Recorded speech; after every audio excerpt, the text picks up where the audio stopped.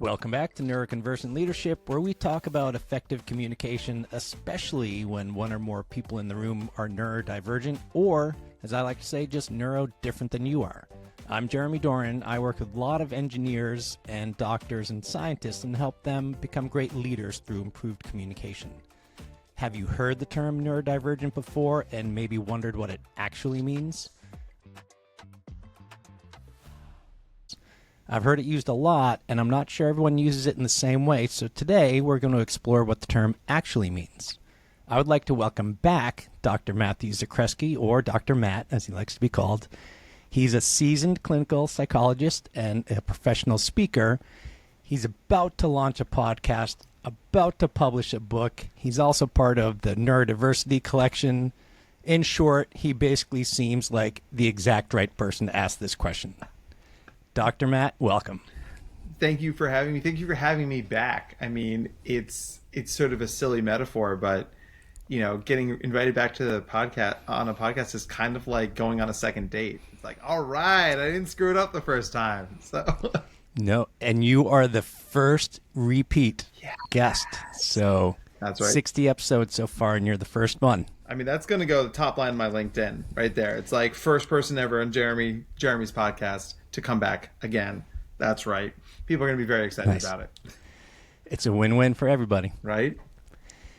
And when we interviewed you before, which was episode 31, in case anyone wants to go back, I was just on the cusp of changing the name of this podcast. And as you can see, we did in fact make the change as you agreed with.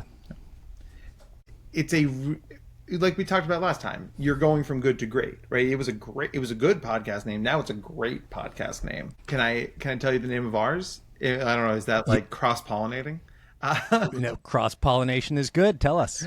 So we're calling it Nerding Out on NeuroDiversity, or Noon. So it's going to be the hashtag Noon podcast.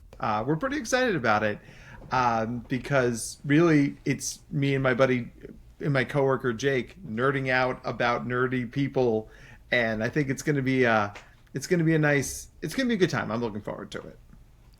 That is a great name. Just to clarify, it's nerding out on NeuroDiversity or NeuroDiversity? NeuroDiversity. Got it. Because NeuroDiversity is also a good name for something. Absolutely, right? I mean, one of us should trademark that because it'll absolutely be a handy thing to slap on a t-shirt at some point. All right, I'll race you. There you go. I mentioned that you have a book that's coming out. I am working on a book, so I'm not as far along as you are.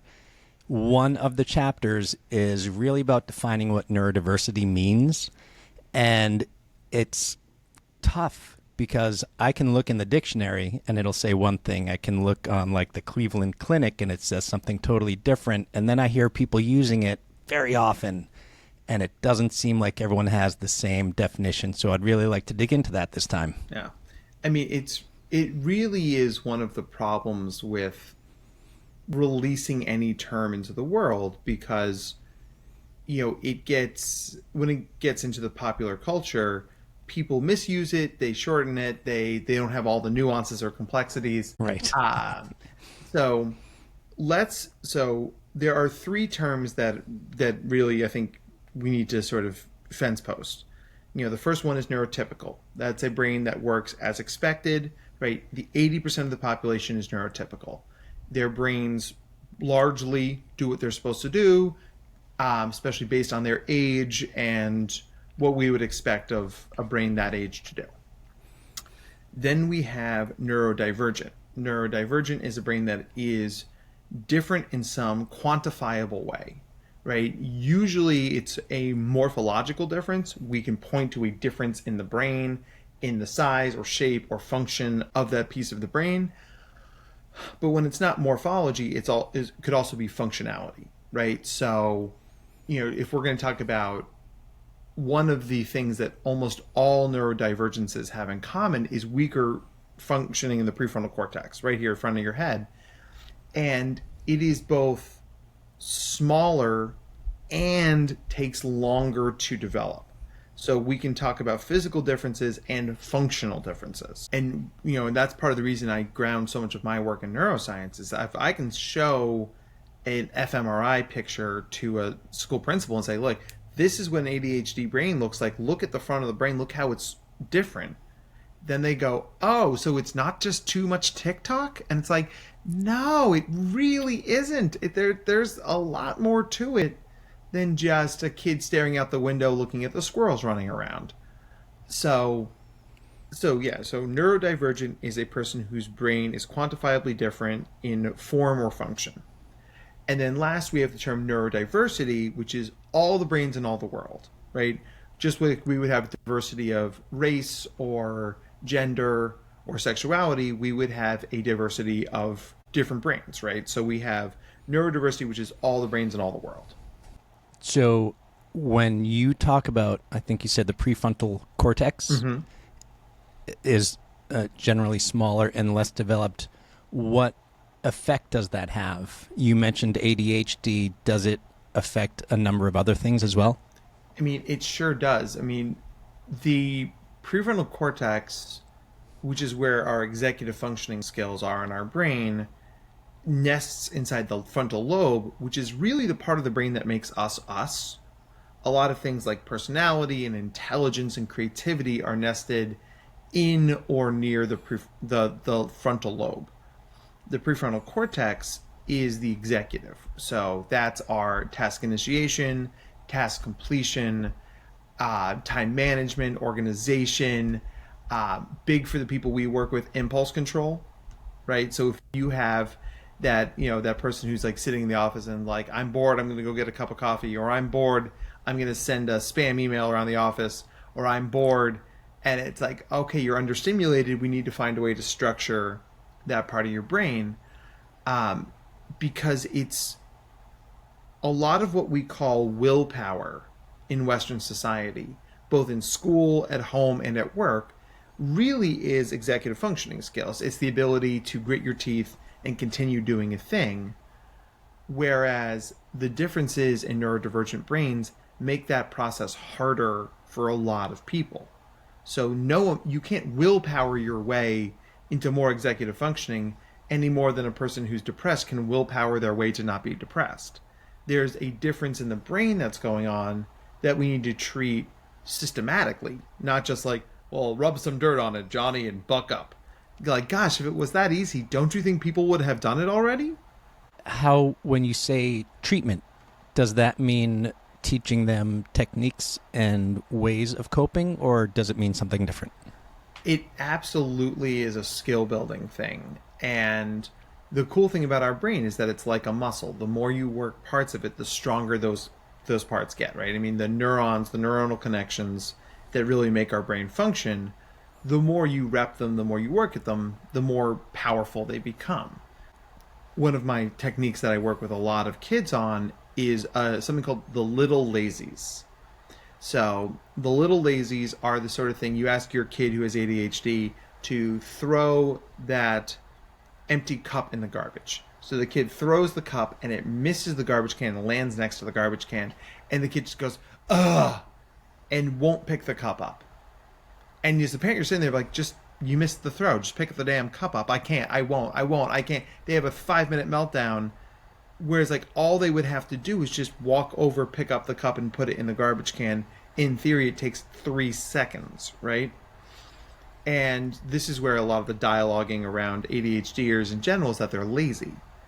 But what happens is that for neurodivergent brains, especially ADHD brains, is preferred tasks unlock a deluge of dopamine, right? So the same kid who won't do their homework will spend 17 hours playing Minecraft because Minecraft just taps into the geyser of dopamine in their brain. So a preferred task is really reinforced by how the brain functions. Non-preferred tasks, something that are just hard enough, like throwing the cup away, you spend a lot of dopamine to try to do it originally, and if that effort fails, your dopamine crashes out. And that's why you'll walk by that cup for 2 weeks. And every time you look at the cup, you're like, ugh, but you don't pick it up because you don't have the dopamine for it. It takes a reframe of the brain's like, hold on, I know I don't want to do this, but I can remind myself how much better I'll feel when this thing is done, and then use that to punch through those little lazies, right? So by, in psychology, we always say we name it to tame it, right? I've got a lot of kids who are transitioning into college right now, and I'm like, listen, you're going to be fighting those little lazies because you're going to be working at your desk and you're going to drop your pen and your pen is going to bounce under your bed, and you're going to look at it and go, well, might as well go to the bar, and you're going to get up and you're going to leave your dorm. And they're like, how did you know? I'm like, because I was 19 and ADHD once. I remember. So that's when I was like, hold on, this is a little lazies moment. You stand up, you grab the pen, it takes 3 seconds, and then you're like, cool, because by naming it, you're allowed to tap into those dopamine reserves, right? If you're just trying to white knuckle your way through it, it's harder than it needs to be. And since our brains don't like to do things that are harder than they should be, we tend not to do them. I have read another study, or a story about a study where they tested kids' willpower, and the result was that willpower is basically a finite thing, and it can get stronger by practice. But they had kids sit in a room and try to not eat the chocolate chip cookie that was there. Ah, yes. And then some other kids didn't have to not eat the chocolate chip cookie, and the ones who did could not do the next thing at all because they basically used up their willpower. It's a finite resource, but it would be interesting because if then we got to let that kid do a preferred task, then they would do that thing forever, right? So willpower is fundamentally linked to things that we don't want to do, right? Because it doesn't take a lot of willpower, right? And I was like, Jeremy, do you want to continue recording this podcast, or do you want a all expense paid trip to Bermuda, but you have to leave right now? I mean, yeah, it's like, right? I mean, bye. Right? And trust me, I take no offense to that, right? I would also take the free trip to Bermuda. So it's not about do you have willpower or not. It's how do we goose the willpower you have to do the things you don't want to do. Because I'll tell you, man, like I will write all day. I will work on content all day. But if I have to like pull a report of outstanding bills for my practice, I'm like, this is terrible. I don't like it, right? And it's taken a lot of practice for me to get to a place where I can flex those muscles and do those non-preferred tasks. So let me ask you an example I've used, and it's kind of reframing. You can tell me if this applies. When, trying to make sales, it's a lonely, difficult business, and it's a roller coaster. Mm-hmm. And what I changed a number of years ago was not counting getting a new client as a win, but finding that a person that I was talking to has a good solution, whether it's me or someone else. And in my mind, I decided that as long as they have a good solution, I'm going to call that a win. Right. And it made the whole process so much easier. Is that the same type of thing? Absolutely. When I worked in sales, our sales company was really smart in the way they tracked it, is that they wanted you to have 20 what they called contacts a day. A contact could be a client calls you, a contact is you talk to a client on the phone, or a client emails you something. Now, but not every one of those contacts had to be positive or productive, right? It isn't like I made 20 sales today. It was I checked in with some of my people. I sent them some stuff. Someone called me and said, yeah, thanks for calling me 17 times. I don't want to travel this year. Cool, I'm taking you off my list, right? That's a positive contact because not all success is in the same direction, right? For a lot of us, success, ideally, is we're moving in the direction we want to go. But success can also be, I finally shut the door to the side quest that was distracting me. Or I don't have to chase this person anymore. I've decided to let that thing go. That's progress. If for no other reason, it increases your potential energy moving forward. So, yeah, if you had asked me to sell 20 things a day, I probably wouldn't have been successful at it. But to contact 20 people a day, well, hell yeah, I can do that. It's funny. I always tell people the best thing on your to-do list is checking something off. Mm-hmm. The second best and almost as good is crossing it off and deciding, nope, I'm not doing that. Mm-hmm. Just about as good. Yeah. So let's go back to the prefrontal cortex. Yeah. Are there other things that it tends to cause that we should talk about? So executive dysfunction, which is normally what the prefrontal cortex is giving us, is not necessarily a sign solely of ADHD, right? I mean, we see executive dysfunction in autism. We see executive dysfunction in dyslexia. We see executive dysfunction in giftedness. I don't know, Jeremy, do you know the sort of the trope of the absent-minded professor? Yes. Right. That's where that comes from, because not all gifted people have ADHD, though some of us do, like myself. But there's natural developmental weaknesses in the prefrontal cortex in gifted people. So you're the kind of person who can teach that class at Brown University, and then you get there to teach class, you realize you forgot all of the textbooks because you left them in your office, right? Or I actually had a professor in grad school walk in. She's like, "All right, are you guys ready for the midterm?" And we're all staring at her. She goes, "I forgot the midterms," and she ran back upstairs and she got them. I mean, brilliant woman and an incredible psychologist. But there's a lot of that going on at the upper levels of a lot of organizations, because if you have the kind of brain that allows you to rise to some sort of leadership role, you are more likely than not to have a brain that has some weaknesses in your executive functioning, which is why everyone knows that the leader's administrative assistant really runs the show. She knows where all the bodies are buried, right? In our grad school program, her name was Carol Bricklin. Carol was the head of the program. Everybody knew it. My assistant Julia, she's rapidly reaching that level, because I'm like, "Julia, what am I supposed to do this week?" She's like, "Well, you've got Jeremy at 10. And I'm like, "Okay, good. Thank you for that." So, and thank you, Julia. Yeah, I don't know what I would do without her. And that's, to me, is sort of this. Not only is it setting expectations for the leaders that are going to listen to this podcast, but it also dovetails really nicely into organic support for people with different brains. I mean, as an organization, it might be a smarter use of your money to make sure that Johnny in sales has an executive assistant who's making sure that Johnny is booking these outside sales meetings and is booking his hotels and his rental cars, because Johnny may say, yeah, I got it, I'm going to do it. And then they're calling you from 10 p.m. in Topeka, and they're like, was I supposed to have a rental car? So can you have a virtual assistant and assign them for 5 hours a week of Johnny time?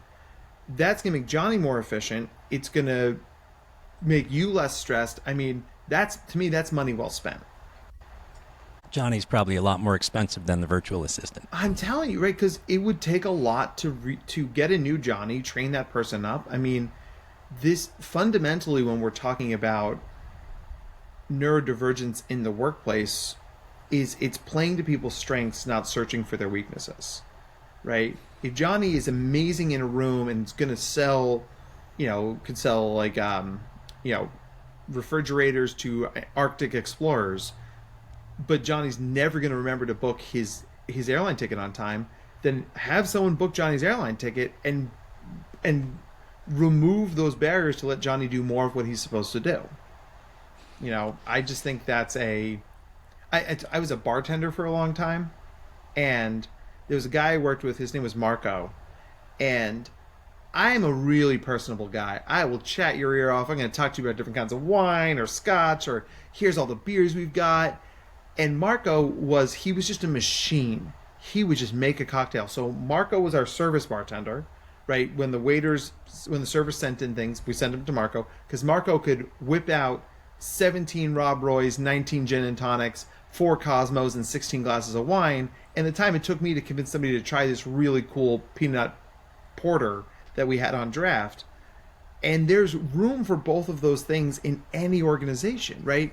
If you asked Marco to do my job, he would have been less successful at it. If you'd asked me to do Marco's job, I would have been less successful at it.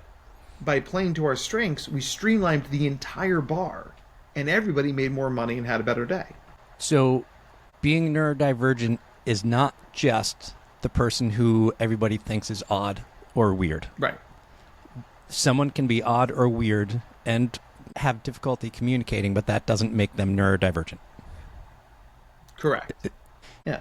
And there's probably a sizable overlap in the Venn diagram here for people who are neurodifferent and neurodivergent, right? I mean, I have colleagues who believe that social anxiety is a neurodivergence, right? Now, the data on this are a little mixed, right? I've not seen enough to make me think it's enough of a brain difference. But one of the things that does meet the criteria for neurodivergence is trauma. So if you're somebody who was bullied terribly growing up, right, and you've got that resultant trauma, you might not even meet criteria for PTSD per se, but if you have a tough time regulating your body and brain around issues of neurotypicality, and you have a tough time talking to people, I mean, that's certainly how this stuff manifests, right? I mean, none of us, and that's, I think, sort of what we're talking about, is that the dictionary definitions of this often fall short because it can look and feel like so many different things because people show up in so many different ways, right? It's not just, oh, all neurodivergent people have tics. No, not all neurodivergent people have stims. Not all neurodivergent people like people or hate people or want to be around people. I mean, it is a giant cornucopia of all the things. There's an old line in autism research that says if you've met one kid with autism, you've met one kid with autism, right? Because autism can be so different. So if you're going to work with somebody who's neurodifferent, like you said, the cool thing is that the interventions are always going to look the same. So you're going to meet with that person and you say, all right, listen, here's what I'm seeing from you, right? I'm seeing that you have these strengths, these things you're average at, and these things are weaknesses for you. We have these organizational expectations. We need you to do these things to be part of our team. In addition to that, what are your goals for you? Like, do you want that person, like, let's lean on a cliche. You've got somebody in the IT department who is not exactly the most socially apt human in the world. You can ask that person, do you want to be someone who gets along with everybody and has a leadership role and has people report to them? Because that person might say, nah, I'm good. I just want to fix computers. I just want to churn some code. Okay, then here's the level I need you to be at of social skills to be able to do that job where you're at, and we'll get you there and we'll keep you there. Boom, done. Let's not assume that everybody wants to have the same kind of social life, right? Not everybody wants to be, the guy around the water cooler or the big girl on campus. Like, honestly, people have different visions for themselves, and the more we name that, the more we're putting them in a position to fulfill those goals. Yeah, one thing I talk about over and over again is not making assumptions. Right. We make the assumptions that other people's goals are going to be what our goals would be for ourselves, and they're just not. Mm-hmm. And the assumptions in communication and in leadership just can cause so many problems. Yeah. So going back to cliches, I talk about engineers, and one thing I may have told you, when networking, people would ask me, what do you do? I say, I help engineers talk to humans. And everyone knows exactly what I mean. Yep. But it's a cliche, and I'm hesitant to, just make the assumption that engineers are difficult to communicate with. But I can tell you, I've never once used that line and had someone not know what I was talking about. No. And things like right brain versus left brain are a little bit overstated. But one of the things we know about a lot of engineers is they are drawn to logical predictive systems, right? If I use a torque wrench on this thing, it's always going to torque. If I put in this code, it's always going to code. If I build this thing, there are parts and tools and processes, and I can do that things. Those sort of concrete thinkers tend to be attracted to very concrete things. Those of us who are a little bit more on the subjective, feel side of things, and you got to have both. It can feel like we're speaking two very different languages. I was actually just doing this exercise down in I was doing a training in DC last week. So Jeremy, I'm gonna imagine I'm holding up the classic red Solo cup, right? We've all seen them, right? Jeremy, what's something you can do with a red Solo cup? I can drink beer at a frat party. You sure can. That is a thing you can do, right? What else can you do with a red Solo cup? I could cut up the sides and then spin it and use it as a helicopter. That is a very creative answer, right? Give me one more thing you could do. I could try to sell it to a person on the street and see how much money I can make. There you go, right? I mean, I genuinely think if you just set up a little stand outside of Frat Row, like I have ping pong balls and Solo cups and Doritos, I think you'd pay your student tuition by Thursday, right? I'd be like, this is a brilliant business model. Do you accept my parents' credit card? Yes, I do. So what you just showed is an example of the different kinds of creativity that exist. So there's practical creativity, which is what most engineers are good at, right? The Solo cup can be used to drink water, milk, tea, beer, iced coffee, hot coffee, vodka, margaritas. I could keep because the practical purpose of this thing is to drink, right? You can do a inverted thing, which is, cut the sides up and turn it into a helicopter, because by cutting up the cup, you're not making it, it's not a cup anymore, right? You're inverting it. You're doing a different thing with it. You also could do a fantastic thing with it. If I tied a bunch of Solo cups together and then tied my foot to the top of it, I could use them as stilts. Now, there's probably amount of tensile strength in them that you could use them as stilts. I don't know how many, we'd have to calculate that. So the reason I use this example is it tends to draw the different kinds of thinkers out, because the engineers are going to be like, you can use a cup to hold many liquids, or I guess foods, or I guess items. Sometimes that's how creative they feel. And they'll say, I'm not creative because I'm not doing that. I'll say, no, anything you do that isn't drinking water from a Solo cup is in its own way creative, because you're broadening what that thing is possible of. And then you've got your sort of artistic, creative, marketing types who are like, oh, now if we took the Solo cup and we shot it in black and white high res, it's going to look like the mouth to a cave. And then you could get tiny little people and put them in the mouth to the cave. The engineers are going to be like, but then you can't drink the water from the cup because you broke, and that's when you tell people that these different kinds of creativity exist, it helps them understand that just because my creativity isn't your kind of creativity doesn't mean we're not both being creative. And I think that's a really cool way to establish that shared ground across people with very different brains. So going back to the term I like of neurodifferent, the engineer who's very detailed and, hard, cold fact based, and the marketing person, neither is necessarily neurodivergent. They're still going to have challenges in communicating. Mm-hmm. So, but just to confirm, the engineer who does not understand other people's emotions, does that count as being neurodivergent? I mean, we'd really have to get under the hood there. I mean, the other piece of it is helping people understand the utility and practicality of what they can get from other people, right? And that kind of makes me sound like a sociopath, but I don't mean it that way. What a lot of engineer types will say to me is that I don't see the point of small talk. Mm-hmm. I either want to be friends with somebody where I can talk about anything, or I don't want to talk to them because it's a waste of my time. And I'm like, sure, I get that. I happen to be great at small talk, but a lot of people hate it. But then I ask, what is the point of small talk, right? Yeah. I mean, and it's the sort of thing, if you're going to go to any networking event, if you're going to try and cozy up to the CIO, or if you're going to try and get a new job, or you're going to meet with a recruiter, there is a societal expectation you can do a little bit of small talk.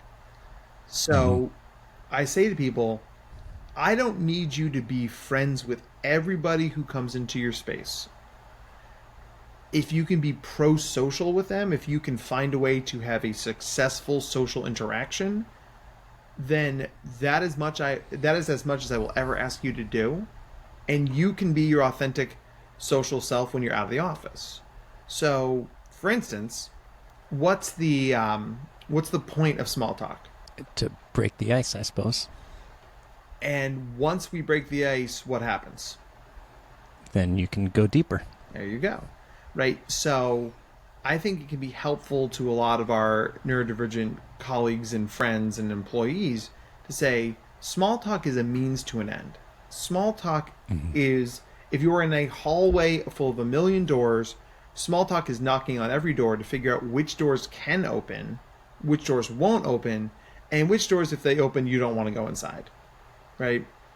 You know, I was making very pleasant conversation with my neighbor the other day, and through our conversation, I was like, oh, we are not politically aligned at all. Okay, then. You know, and I didn't punch him in the face and run away. He's still my neighbor. He's going to take in my trash can sometimes, and I'm going to make sure his dog doesn't run away. Like, we can still be neighbors, but I'm probably not going to talk about the election with him, right? That's just... So I know how much that door can open and how much I want it to open, right? And every time you connect with somebody, you have the opportunity to get that deeper connection, right? But you can't find those deeper connections without knocking on those doors. Like, the thing behind door number 7 might be your best friend in the entire universe. But if you're not willing to, you know, chat a little bit about, you know, how awful the sales conference is when you're in line for a beer, or talk about what good restaurants there are in the airport as you're flying to an event, then you may never be able to, you know, fully optimize that relationship. And so I say small talk is not, the purpose of small talk is not to make friends. The purpose of small talk is to navigate situations, right? So if I'm the operations manager and people are coming to me with all these questions that I don't want to answer because I'm trying to get the whole system running, it's like, guys, I would love to make these conversations with you. However, I have a million other things to do right now. Let me pause this, let me fix what I'm doing, and then we'll circle back on this later. That is a pro-social way to say that situation. What we end up doing to a lot of people is we ask them to be nice until they blow up, and then everybody thinks they're an asshole, right? Oh, Jeremy, you give the best reactions, man. I'm telling you. Like, you know, so training people, teaching them to be pro-social and acknowledge their needs in addition to the people they're talking to's needs, that allows us to navigate those situations with a better outcome. And that goes a long way. You talk about pro-social, and I keep wanting you to say process, because that's one thing that I will tell people who really do not want to go and network. I'll say a couple of things to them. One, everybody wants to talk to you. If the person's an introvert, you're saving them. If they're an extrovert, you're someone to listen to them. Yes. Everyone there wants to talk to you. Make it a process. Like, have 3 stories that you can tell that are short, that you have in your back pocket. Have 3 questions you can ask that will try and get through the ice faster. So have a process. And if they respond this way, then that's the story. If they respond a different way, that's the story. And then the third is gamify it. I don't like going to networking things, but if I tell myself, once I get 5 business cards of people I've never met, I get to go home. Yeah. Then I'm on those 5 pretty quickly. But another process I use for networking is I make friends with someone who's very extroverted, and I just kind of go back to them over and over again, because they're always going to be talking to a new person, and they'll always introduce me. Yeah. And usually and as an extrovert, usually I'm like, oh my gosh, and here's Jeremy. He runs this podcast. He's amazing. So now unwittingly by my own personality, I've queued you up to have a conversation, right? And I think that part of that process is understanding that you don't have to do it all yourself, right? You're allowed to be sort of the remora to somebody else's shark, right? I married an introvert, and she's like, my whole life I've made friends with extroverts who have seen me, liked me, adopted me, and carried me places, right? Yep. Her best friend from high school, her best friend from college, me. We are all like big personality extroverts. We're like, yeah, she's the best. And my wife's like, hi, I'm over here, right? And so it's the sort of thing that one part of the process that really gets in a lot of people's way is that small talk can feel inherently inauthentic, and people crave authenticity, right? So then I say, okay, well, what small talk topics can you tolerate that feel more authentic? So you don't have to be all things to all people. Like you said, you can have a couple of stories, you can have a couple of go-to questions, and then get out of your own way and let the conversation flow around you. Yeah, I always find it's easiest for me. Asking questions is always easiest, and then asking a follow-up. And once I get that person talking about themselves, very often they will give me all the information I wanted. Anyway, the stuff that I was going to have to try and dig for, if I just get them started and give them enough runway, they're going to tell me everything I need to know. And I can do very little talking. Right? It's kind of lovely. I get all my talking done on the podcast. Yeah. All right, Matt, we are going to have to start wrapping up because this is already going to be the longest podcast. You're the first repeat and the longest podcast, so congratulations. Before we start wrapping up, are there any other things for people who maybe haven't been diagnosed as neurodivergent but know they can feel that there are struggles in the way they communicate? Are there any tips that most of us can benefit from? So the idea here is it is always better to know that you're a zebra, not a weird horse. So if the things we're talking about today, like, oh man, that's me, or that's my partner, or that's my business partner, there are a lot of communities out there that support differently wired people. And so differently wired is sort of the industry version of your neurodivergent. The Haystack community, that's Julie Skolnick's group, Bright and Quirky, that's out of Washington State. There's a lot of groups out there for differently wired adults that maybe you poke around and you see if those are a good fit for you. The other thing is that fundamental to this movement and this work that we do is that differences aren't deficits. You might hate small talk, you might get overwhelmed in crowds, you might only be able to wear a certain kind of pants, right, because of your sensory needs. None of those things are inherently good or bad. They are just different. So when we lean into our differences as a manifestation of this is what I need to be successful, not only does it make you less defensive, it actually empowers you to be the best version of you. So knowledge is power, and more importantly, knowledge is empowering. The more you know about yourself, the more you're going to know why you do things, the less you're going to feel like you have to defend them, and most importantly, the more you'll be able to access other stuff that helps you do better. I work with an ADHD adult who just finally started medication, and he called me and goes, "Is this how people see the world? Is this what life is like?" I'm like, "Yeah, dude." He's like, "You've got to be kidding me." He's like, "I've been playing the video game on hard for 44 years. I'm like, "Welcome to the easy level." Like, that's good, right?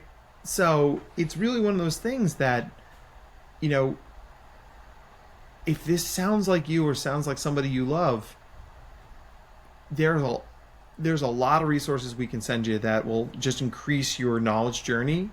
And that's actually honestly why I wrote my book. My book is called the NeuroDiversity Playbook. It's a guide for people who have to navigate a world that is not built for them. And so this book is all about like brain science. It's like, here's why your brain's different. Here's how it shows up with people and with relationships and at work.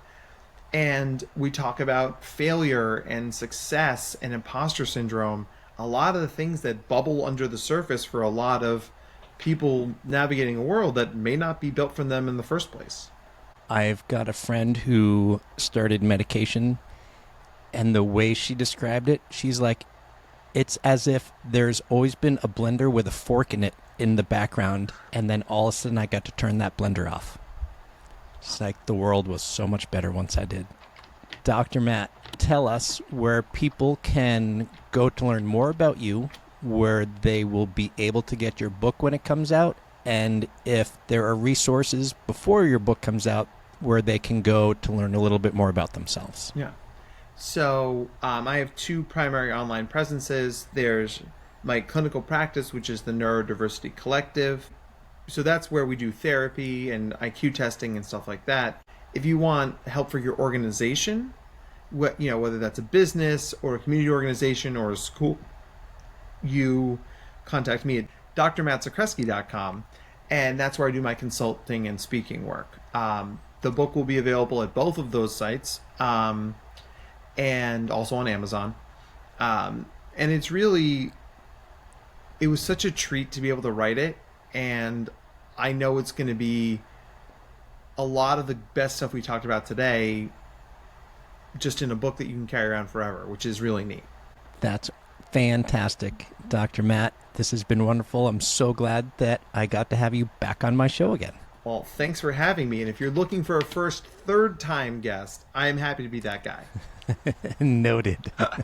Thank you so much for listening to Neuroconversant Leadership. If you found this beneficial, can you do me one small favor? It'll be quick, I promise.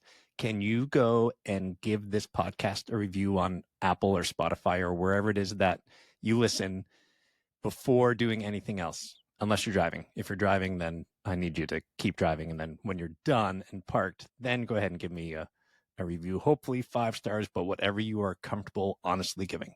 Thank you and have a great day.